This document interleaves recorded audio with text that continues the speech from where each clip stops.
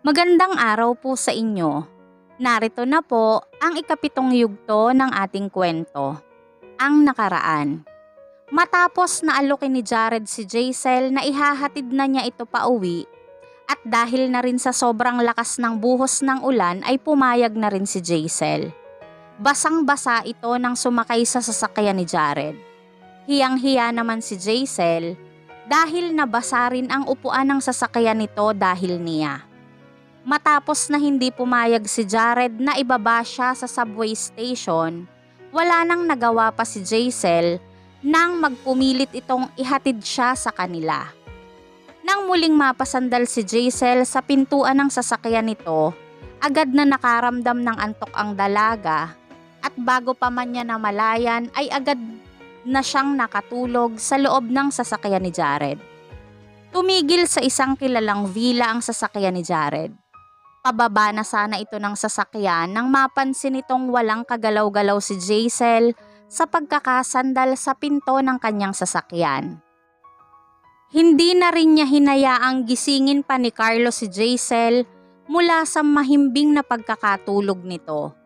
Agad namang nagpasya si Jared na kargahin si Jaisel papasok ng villa.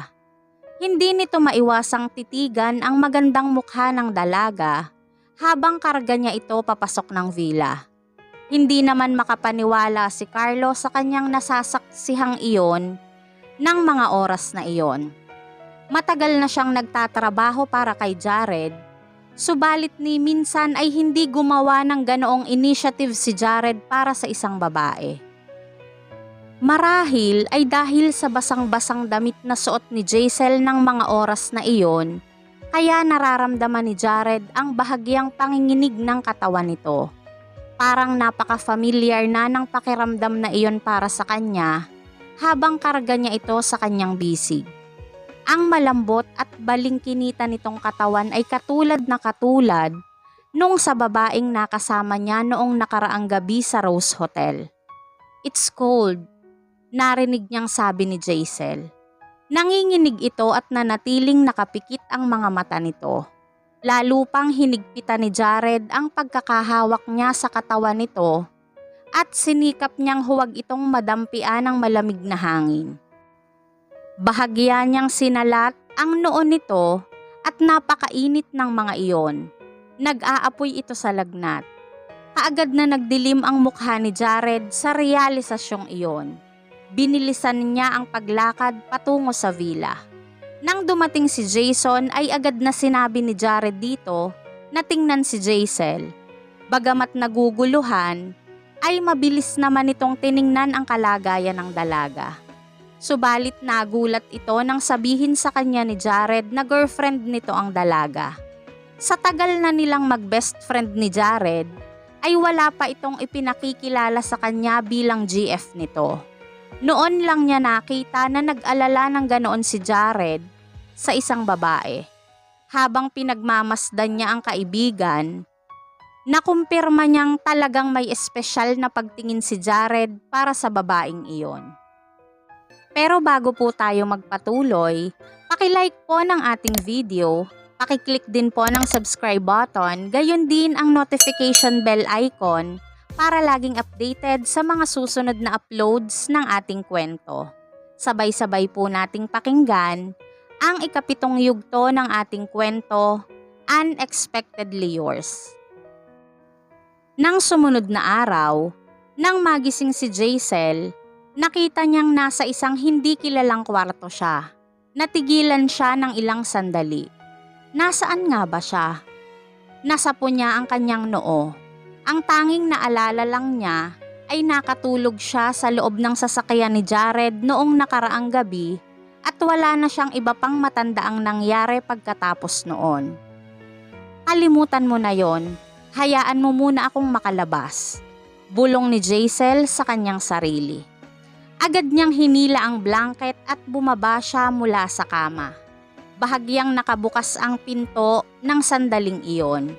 Isang matangkad na lalaki na nakasuot ng kaswal na damit ang pumasok at may dala itong medicine chest. Napaka-elegante nito at may kaaya-aya din itong aura. Nang makita niya si Jaisel ay agad na sumilay ang isang ngiti sa gwapo nitong mukha. Gising na pala ang sister-in-law ko. Naguluhan si Jaisel. Ni hindi nga niya kilala ito paanong naging sister-in-law siya nito. At isa pa, wala pa naman siyang boyfriend. Sir, baka po nagkakamali lang kayo. Paano naman ako magkakamali? Napakataas ng lagnat mo kagabi at inatasan ako ni Jared upang gamutin ka. Mabilis na nagbalik kay Jaisel ang lahat. Nakakaramdam na siya ng pagkahilo at hindi komportableng pakiramdam nang sumakay siya sa kotse ni Jared, kaya kaagad siyang nakatulog sa loob ng sasakyan nito. Kaagad na tumayo si Jaisel sa kama at magalang na nagpasalamat dito. Pasensya na sa abalang ginawa ko ng nakaraang gabi, sabi ni Jaisel dito. Ano ka ba? Magkapamilya na tayo ngayon at tama lang na ganoon ang gawin namin sa'yo. Lumapit si Jason kay Jaisel at tinukso ito. Pero alam mo bang matagal ko nang kilala si Jared at ito pa lang ang unang beses na nakita ko siyang sobrang nag-alala para sa isang tao. Nanatili siya dito ng buong magdamag para bantayan ka at hindi ka man lang niya iniwan na mag-isa kahit isang saglit habang may lagnat ka. Natigilan si Jaisel sa narinig. Hindi siya makapaniwala sa sinabing iyon ni Jason. Paanong sobra itong nag-aalala ng husto tungkol sa kanya? Bahagya pang napatawa si Jason at muling nagsalita. Naaalala mo rin ba? Pinainom ka ni Jared ng gamot gamit ang bibig niya. Nabigla siya sa sinabing iyon ni Jason. Agad na namula ang kanyang pisngi dahil doon. May naalala siyang may gwapong lalaki na nagpainom sa kanya ng gamot, subalit hindi man lang sumagi sa isip niyang si Jared ang gwapong lalaking iyon.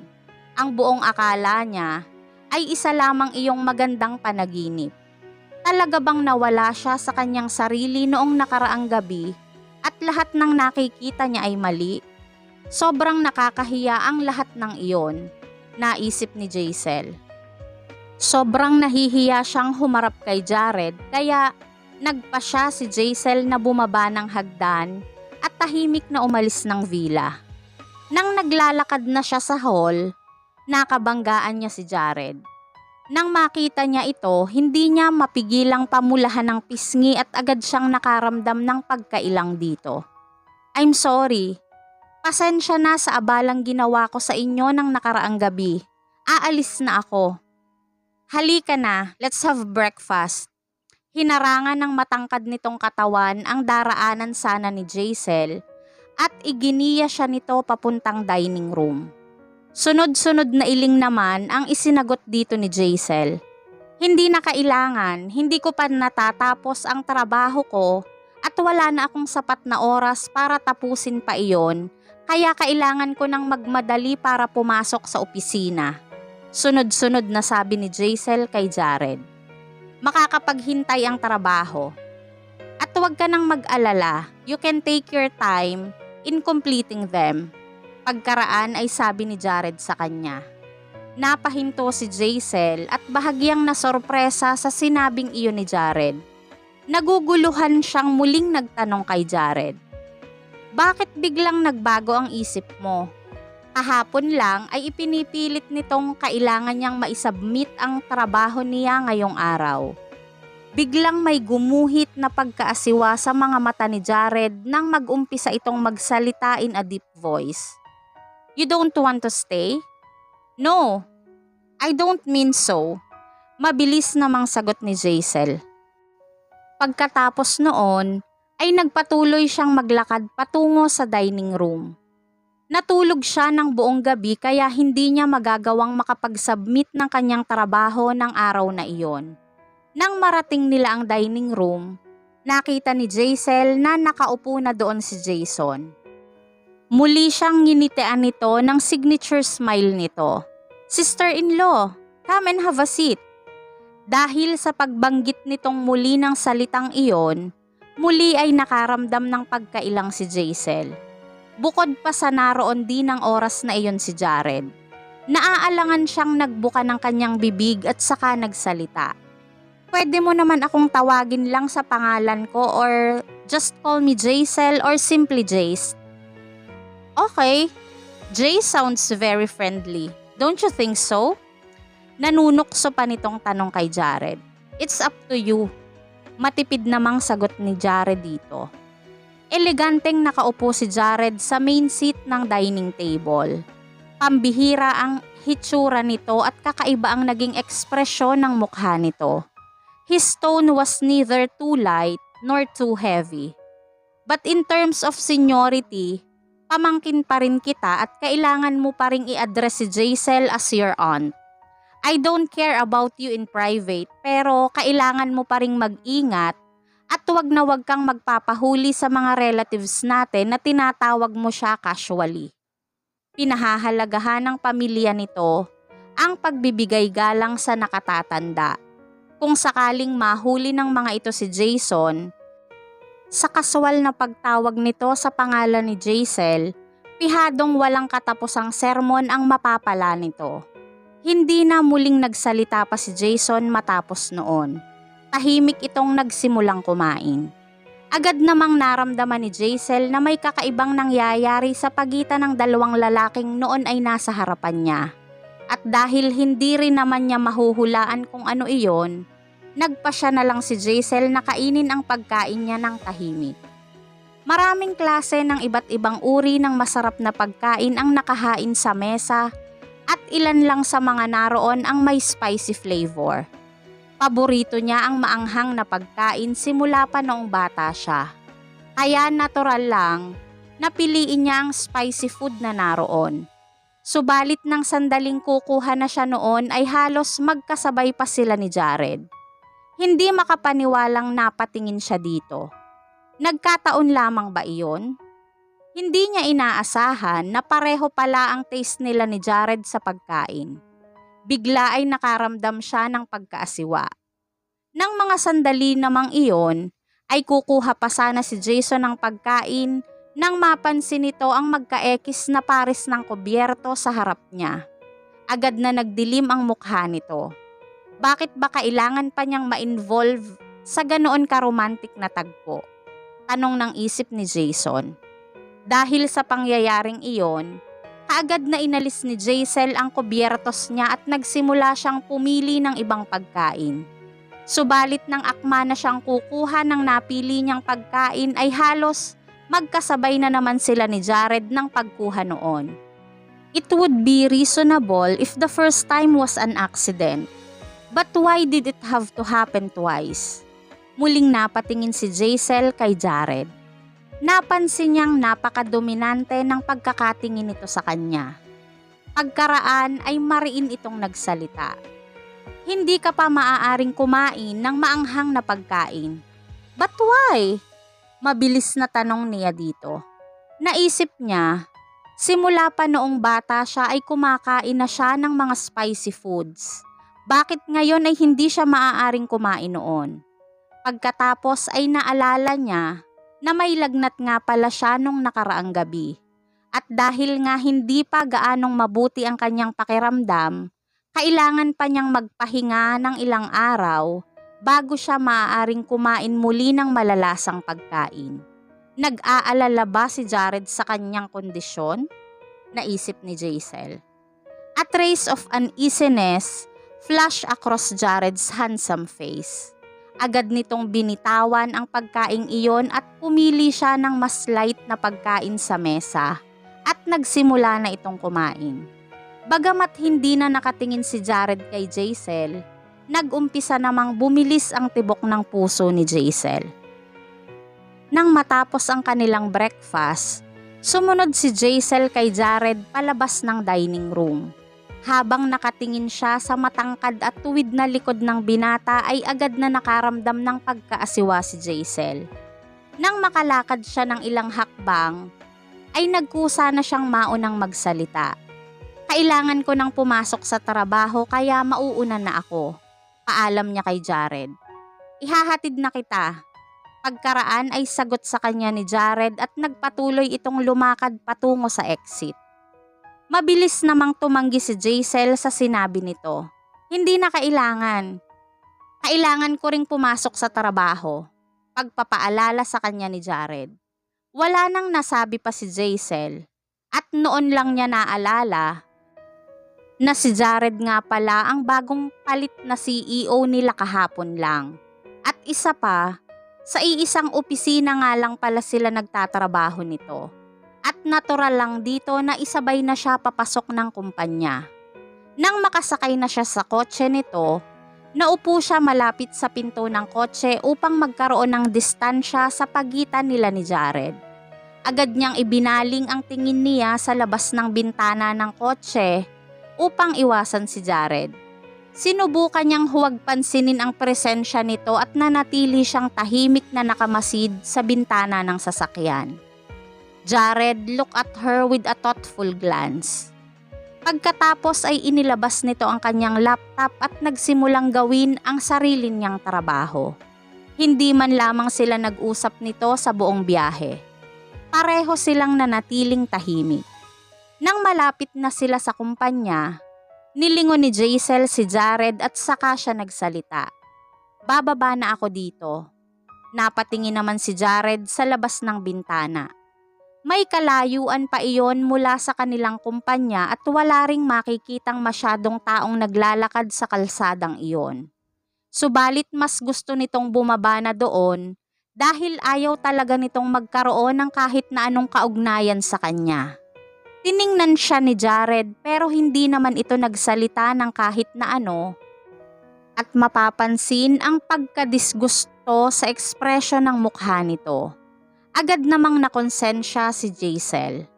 Naisip niya na sanay si Jared ng pinupuri dahil na rin sa mataas na posisyon nito sa lipunan. At sa gagawin niyang iyon, alam niyang masasaktan o maaapakan niya ang pride nito. Mabilis siyang nagpaliwanag kay Jared. Sanay kasi ako na umiinom muna ng soybean milk bago ako pumasok ng opisina. Kaya bababa na ako dito para makabili ako noon.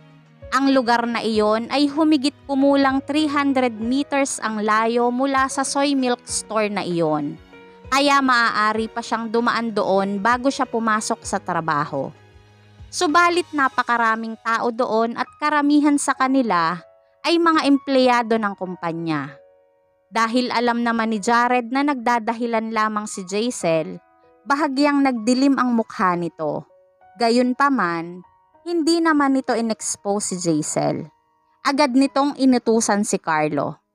Carlo, buksan mo ang pinto. Nakahinga ng maluwag si Jaisel at mabilis na lumabas ng sasakyan. Nang maalala niya ang ginawa nitong pagtulong sa kanya nung nakaraang gabi, mabilis na lumingon si Jaisel para mag-thank you kay Jared. Subalit bago pa man siya nakapagsalita, ay naitaas na nito ang power window ng sasakyan. Biglang nag-iba ang ekspresyon ng mukha ni Jared at hindi na siya nito tinapunan pa ng tingin. Agad nang nagsara ang bintana ng sasakyan nito ng mga sandaling iyon. Agad itong bumalik sa pagiging mataas at makapangyarihan. Saglit na natigilan si Jaisel ng mga oras na iyon at wala na siyang iba pang nasabi habang nakatanaw siya sa papalayong sasakyan ni Jared. Nang makarating si Jaisel sa kumpanya ay agad siyang nag-time in. Natigilan siya nang makita niya ang oras na nakalagay sa time card niya. 9:10 AM na pala. Sinadya pa naman niyang bagalan ang lakad niya kanina dahil ayaw niyang magkasabay sila ni Jared pagpasok sa kumpanya. Pero hindi niya namalayan ang oras. 10 minuto na siyang late. May company meeting pa nga pala sila ng araw na iyon. Biglang naalala ni Jaisel. Wala na siyang oras para mag-time check pa sa design department, kaya patakbo siyang dumirekta na patungo sa conference room. Iyon ang conference room na maaaring maglaman ng maraming tao at ang mga importanteng meeting ay karaniwang ginaganap doon. Nang mga sandaling iyon, ilang daang pares ng mga mata ang nakatingin kay Jaisel na animoy nagsisiyasat at hindi nasisiyahan. Nakatayo siya sa pinto habang hawak ang ilang dokumento. "Sorry, I'm late." Pagkasabi niyon, she unexpectedly saw Jared sitting at the center of the conference table. Siya ba ang magiging host ng meeting para sa araw na iyon? Tanong ng isip ni Jaisel. Kaagad siyang nakaramdam ng pagkapahiya. Iyon ang unang meeting na gaganapin matapos nitong maging bagong CEO ng kanilang kumpanya, tapos ngayon pa siya na late ng pasok sa harap pa ng maraming tao. Hiyang-hiya si Jaisel ng mga sandaling iyon. Eleganteng nakaupo si Jared sa gitna ng conference table na iyon. Ni hindi nito tinapunan ng tingin si Jaisel at walang emosyon itong nagsalita. "Please come in." Ibang-iba ito ng mga sandaling iyon. Para lamang siyang isang estranghero dito. Saglit na natigilan si Jaisel. Sa hindi niya maipaliwanag na dahilan, ay may kakaiba siyang naramdaman sa kanyang puso. Mabilis siyang lumakad papasok ng conference room, dala ang mga dokumentong iyon. Baguhan pa lamang siya sa design department. Sa mga nakaraang meeting, palagi lang siyang nakaupo sa likurang bahagi. Subalit ng araw na iyon, ang lahat ng upuan ng design department ay okupado na maliban na lamang sa upuang katabi ni Director Patty. Generally speaking, tanging ang isang qualified designer lamang ang may pagkakataong maupo na katabi ng direktor. Nire-represent ng mga pwestong iyon ang estado at karapatan ng makapagsalita. Nanatiling nakatayo si Jaisel na animoy nawawala siya at hindi siya sigurado sa kanyang dapat gawin. Saan ba siya nararapat na umupo? "Jaisel, lumapit ka rito." Pagkaraan ay bulong sa kanya ni Director Patty. Itinuro nito sa kanya ang upuan na katabi nito. "Maupo ka rito." Magalang namang nagyuko si Jaisel ng kanyang ulo bilang tanda ng paggalang dito. At saka siya lumakad palapit kay Director Patty. "Director, hindi po ako maaaring maupo dito. I'm not even qualified to sit here." Mahinahong tanggi niya sa sinabi nito. "Ang posisyong iyon ay special na nakareserve para sa'yo. Ikaw ang responsable para mag-design ng damit ng CEO. Nasa iyo ang spotlight ng design department ngayong araw na ito." Paliwanag ni Director Patty sa kanya. Nauunawaan ni Jaisel ang ibig sabihin ni Director. Pero medyo nahihiya pa rin siya. Kung hindi lamang dahil kay Jared, ang nasira niyang design na iyon ay hindi magiging qualified para ibida sa event na iyon. Makaraan ang ilang sandaling pag-aalinlangan, nagdesisyon na rin si Jaisel na maupo doon. Nang magtaas siya ng tingin, ay hindi niya naiwasang mapatitig kay Jared na noon ay nasa gitnang posisyon ng mahabang table na iyon. Nakikinig ito sa reports ng mga top officials ng ibang departments. From time to time ay bahagya itong nagko-comment. His words were concise, decisive, and domineering, which made people's heart flutter. Nang mga sandaling iyon, lahat ng mga babaeng naroon ay nakatitig sa kanya ng may pagnanasa sa kanilang mga mata, na animoy hindi na ang mga ito makapaghihintay na makuha ito at agad na mapakasalan. Habang nakikinig si Jared sa mga report, ay nagtatype din ito sa kanyang keyboard gamit ang slender nitong mga daliri. Pagkatapos ay mag-aangat ito ng mata at casual na titingin sa direksyon ng design department. Ililibot nito ang mga mata sa paligid at hihinto iyon sa direksyon ni Miss Patty. Ni hindi nga nito tinatapunan ng tingin si Jaisel. "Ikaw ba ang director ng design department?" Pagkaraan ay diretsyong tanong nito kay Miss Patty. "Yes, sir. I'm Patricia Gonzalez, Director of Design Department." Dire-diretso namang sagot ni Miss Patty. Miss Patty was an elite. Palagi itong nakasuot ng black business suit, naka-makeup ng maayos, at kaya rin itong makipagtransaksyon sa anumang uri ng usapin na may kalmadong disposisyon. Gayunpaman, habang kaharap nito ngayon si Jared ay kinakabahan ito. Ako ang in charge sa report ng design department sa araw na ito. Subalit pagdating sa kanyang propesyon, napakagaling nitong magsalita. Unti-unti iyong naging relax at mas naging natural. Matamang nakinig si Jared sa report ni Patty. Paminsan-minsan ay magta-type ito sa kanyang keyboard, pagkatapos ay muli itong magtataas ng tingin kay Patty. Gayunpaman, ay hindi man lang nito sinulyapan si Jaisel sa kabuuan ng meeting na iyon. Kahit pa nga nakaupo ito, nakatabi lamang ni Patty. Animoy hindi siya nakikita ni Jared ng mga oras na iyon. Parang wala siya roon ng mga sandaling yon. Tahimik lang na nakaupo si Jaisel habang marahan niyang binubuklat ang mga dokumentong hawak niya at nagko-concentrate siya sa seryosong conference na iyon. Mr. President, tapos na po ang presentation but there's one more thing.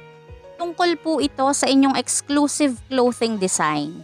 This time, ang bago po nating designer ay si Miss Jaisel. Siya ay bago at napakatalino at talented na designer.